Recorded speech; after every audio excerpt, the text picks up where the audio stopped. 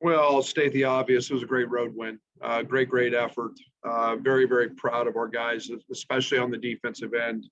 You're talking about a team that has one loss on the season. You're talking about a team that in every analytical, statistical category is in the top three.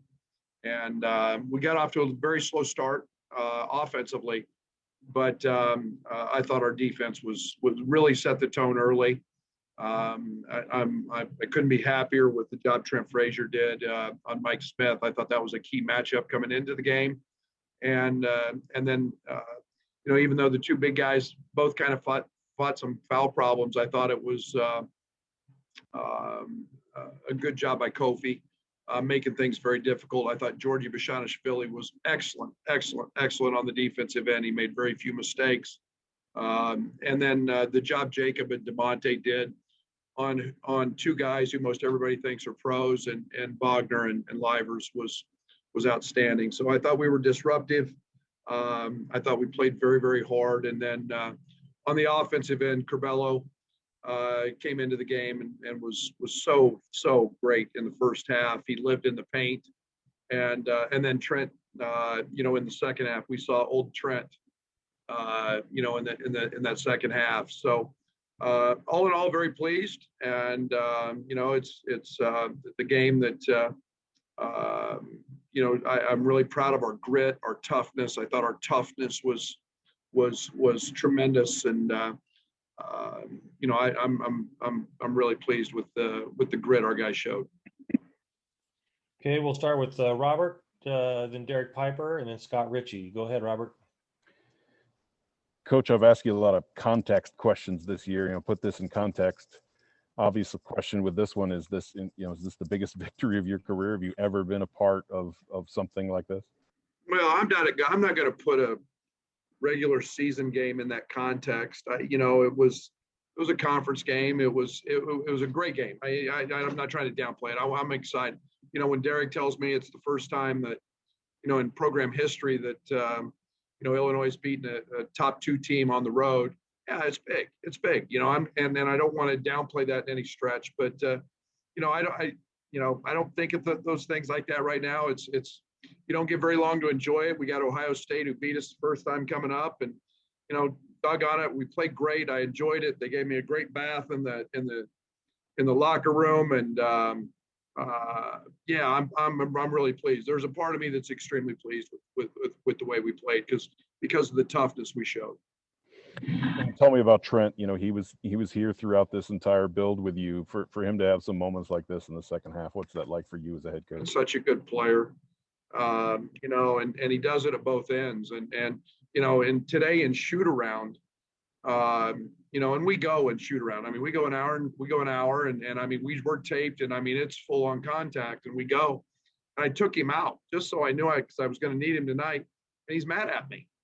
And we were working on guarding them, and that speaks volumes to Trent. And when Trent gets going, it's a pretty lethal backcourt, and I'm really happy for him because he's the ultimate team guy. He's the ultimate Illini, and we saw that tonight with his grit and toughness. Thanks. Hey, Derek Piper, then Scott Ritchie. Go ahead, Derek. Hey, Coach, Trent spoke about wanting to make a statement in this game. What do you think that statement said, and did you notice that from your team? It's just kind of their approach and their energy. Yeah, I mean, it's a team that's ahead of us. They're the in all likelihood, and I don't know what they've got left, even with their schedule, but they got one loss. They're number 2 in the country. They're in their building, and what greater opportunity to make a statement about who we are, and and where this team's matured to, and how they've grown. And doggone it, he's a senior, man. He's got a lot of charisma, a lot of character, and and a lot of leadership, and he led him tonight. Have you seen your team in your time here play that hard for the 40 minutes? It's up there. I mean, it's the execution is what's really pleasing, to play that hard. We made a mistake late, and going under a ball screen and gave up a 3. But the execution to go with that effort, probably that's as good, that's as high as we've been. Thanks. Okay, Scott Ritchie, and then Gabby, and then Brett Behrens. Go ahead, Scott. Yeah, Brad, you mentioned this past Saturday that other than the last 2 minutes, the Wisconsin game was maybe as good as you've seen this team defensively. Now tonight, is there something extra that they've maybe hit these last couple games to be at that level? Well, and I don't know what that is. Because we haven't really practiced. It's attention to detail. There's been a ton of film work. Maybe that's the key. But I think our success as we move forward is going to be based on what we do on this end, and we have to be that. And we're not going to make 10 threes every single night and go 10 for 14 and have a beautiful night where we shoot 60%. It's going to be our grit, our toughness, our nastiness, and this team's bringing that right now. And I saw photos and video Io going through shoot around. What was sort of the process of figuring out if he could go tonight? And then he was. I mean, he's in our protocol. There's various. I don't know. There's about 10 steps to that thing that I don't even know. I don't do anything with that except what the doctors and the trainers tell me. And today was the first day that he's actually done anything that is remotely close to playing in a basketball game, and that was just a brief period of time. So we'll continue to monitor that process and see where it leads us. And everything's symptom based, and we finally got a lot of the swelling out of his face, and so we'll see where it goes as we move forward. Just to clarify, protocol as in concussion protocol? Yes. Okay, thank you. Yes. Okay, Gabby, followed by Brett Behrens. That it seemed like the energy on the bench with the guys and the coaches was just a little different tonight. What do you think was attributed to that, and how did that affect your team's play?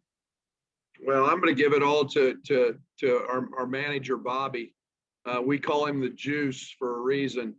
And, Bobby's just out of concussion protocol, and he's our energy. He's our juice on the bench. And that's a big part of it, to be honest. Bobby does a great job, but he got knocked out in practice in a drill. So he was concussed and didn't make the Michigan State trip with us. But our guys knew it was a game, knew it was a big game. And that's when everybody stars in their role when they do things like they did tonight.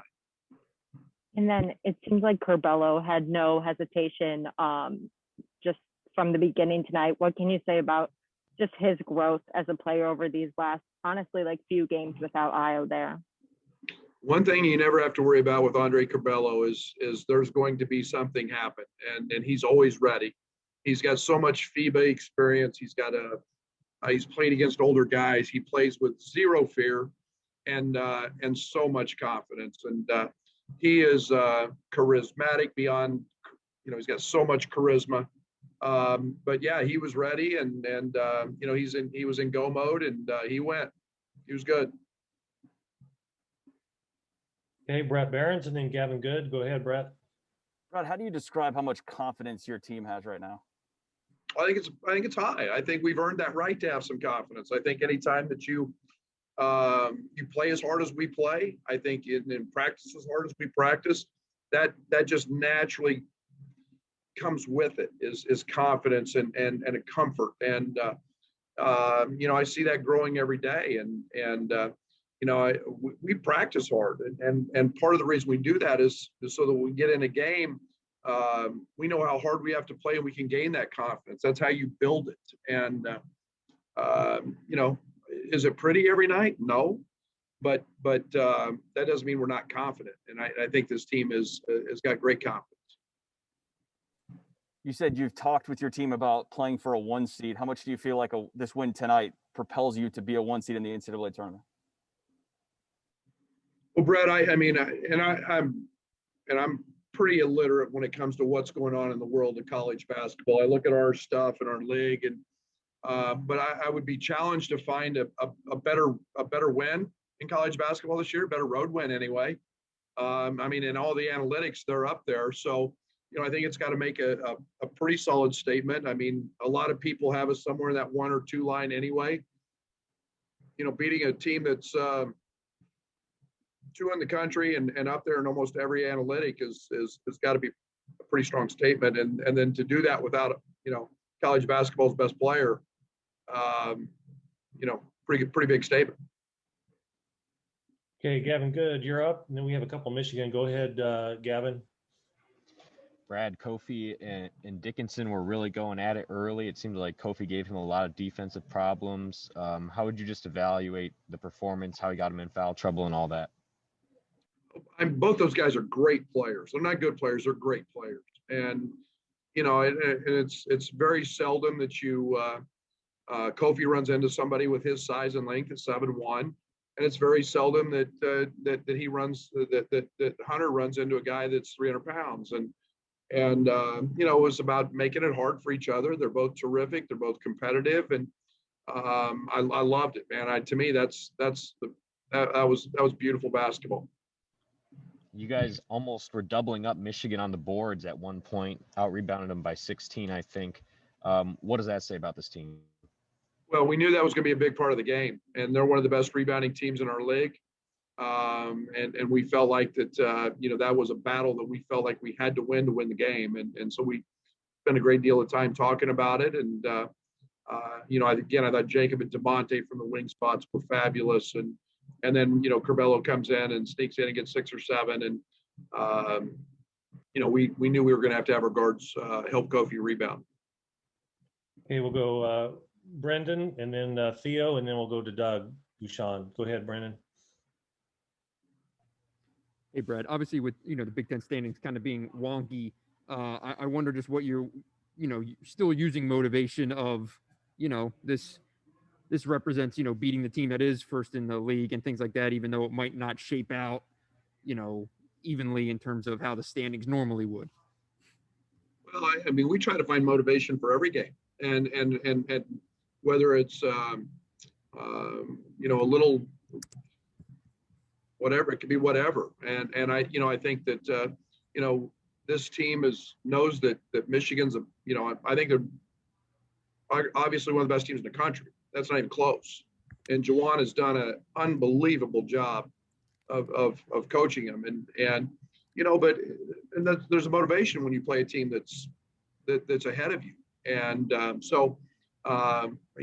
proud of our guys, and tonight happened to be our night, and Juwan will have those guys bounce back and be fighting. Thank you. Hey, Theo, and then Doug Bouchon. Go ahead, Theo. Yeah, Brad, you mentioned this a little bit in your opening statement, but Franz Wagner tonight scored 2 points. That's his career low at Michigan. How did eliminating his impact on the offensive end change the game? Especially a guy that's been, I think in his last 5 games, he's right about 18 per game, or real close to that. We emphasized that. We didn't want to give him anything, anything easy. He's a terrific player. He's a terrific talent. He gets downhill as well as anybody I've seen in the country at his size. And we just tried to stay in front of him. We tried to make him score through us. Not give him opportunities right at the front of the rim because of his length and his athleticism. And I thought DeMonte Williams and Jacob Grandison did a good job of fighting that tonight. Okay, Doug Bouchon, and then Jeremy Warner. Go ahead, Doug. Hi, Coach. I know there's been some games this year where you thought the other team was more physical and more of the aggressor. Obviously, not the case today. Can you just talk to what games like the Missouri game and the Michigan State game, what role they kind of played in getting you to the point that you're at now and playing with a little more toughness? Well, I think one of the things we did a good job of tonight was protecting the front of the rim, and we call them Mozgoffs, where you just jump up and you put both hands up and try not to foul. And it's not necessarily blocking a shot, but it's a wall. And I thought we did a good job of that. That was one of the things, Doug, early in the year we didn't do a very good job of. Obviously, you play the Missouris on the road, you play Baylor, you play those teams. They all help prepare you, for these moments and for postseason. That's why we play a very tough schedule. So our guys don't fear that. But again, I thought it was, I thought it was a collective effort to be physical, to be aggressive and to challenge things at the rim. And I thought we did a nice job of that tonight. Is there a silver lining a little bit to Io being out for a couple games in the fact that it's a motivational factor, plus you get some other guys a chance to play more and develop a little bit more? I don't know if there's a silver lining in losing the best player in college basketball. I think the one thing that's done is change some roles. Guys got a lot of minutes. Guys got put in some different spots. And again, now it's just sliding Io back in, and we don't have to change a lot of roles. We know we can be good. I gained some confidence in some guys in some different areas. So yeah, if there's a positive, we showed that we've got guys that are really good players and that are willing to compete and step up. Thank you. Okay, we'll go Jeremy and then Matt and then Joey. Go ahead, Jeremy. Hey, Brett, I hate to ask another defensive question, but it just seems like this was one of the best performances you guys have had. Like, what have you seen click in the last 11 games, or what was, so dialed in today with whether it was Chin's game plan or how the guys were implementing it? Well, I think one of the things we've been trying to do is, improve our number. We started the year so bad in terms of our DER, defensive efficiency rating. And from day one, we've said you've got to be a top 15 team to have a chance to be a Final Four team. And we've been pushing those numbers up and up and up. And we did a great job at Wisconsin for the last 2 minutes. And I do think that tonight was very solid, very sound. Ken did a great job, and on the defensive side, Jen did an unbelievable job on the offensive side. Helping put game plans together that allowed us to be successful. And but we're growing in that area, and we're becoming more physical, which we were not early. And tonight when we get 50-50 balls and take charges and dive on the floor, those are all things that help drive those numbers as well. Thanks, Brett. Okay, Matt Stevens and then Joey Wagner. Sorry, Brad, I got to ask another defensive question. I mean, 7 3-point attempts from them tonight. I've looked and I can't find anything that low before. What was the key to being able to run them off the 3-point line like you did? Because seven is just an extraordinary low number for them. Well, it became a 2-on-2 game. It became a game of middle ball screens. And, we wanted to try to negate that. One big part of that, Matt, was keeping them out of transition. I was concerned early because we got sloppy with some turnovers. And that's how they hit 2 threes, in back-to-back possessions. And, that was a big part of it. But again, we were the way we guard ball screens, we give up a lot of 2s and try to take away 3s. And tonight we did a nice job of that. Brad. Okay, and Joey Wagner would be the last one. Brad, I guess we'll continue the run on defensive questions here. 2 years ago, when you made this move to kind of revamp your defense, you talked about doing it for games like this. This kind of performance against a team with those kind of metrics offensively, could you imagine something like this? Is this what the goal was? What was it like back then and looking to now? Well, the goal is to do more than beat Michigan. I mean, the goal is to win a national championship. I mean, it was executed well tonight, and it's been getting better. And it becomes about not committing mistakes, not making errors, and then you put that with maximum effort. And there's a physicality to it that I love tonight, and a toughness. And man, when we're tough and gritty and flying around, yes, we are a very good defensive team, and that's how I had it pictured. And that's what we've got to bring every single night, is that toughness and that grit. What was the key in unlocking that tonight and really for the last couple of games here? Well, I think it's comfort. I think it's growth. I think it's, Trent, everything starts with Trent. Trent's absolutely a monster on the ball. I keep saying it. He's the best defensive player in the country. But he doesn't get enough steals or block enough shots, so people don't want to give him that. But man, I mean, he makes touches hard, he disrupts, and it starts with him. And then now you start looking at Jacob Grandison and DeMonte Williams and those effort plays. And we all know Kofi's a problem at the rim. And so now it's a continued growth, and Adam's been his growth from the and I go back to the Baylor, his growth from the Baylor game to now is light years. So everybody's getting more comfortable and confident, and we're getting tougher.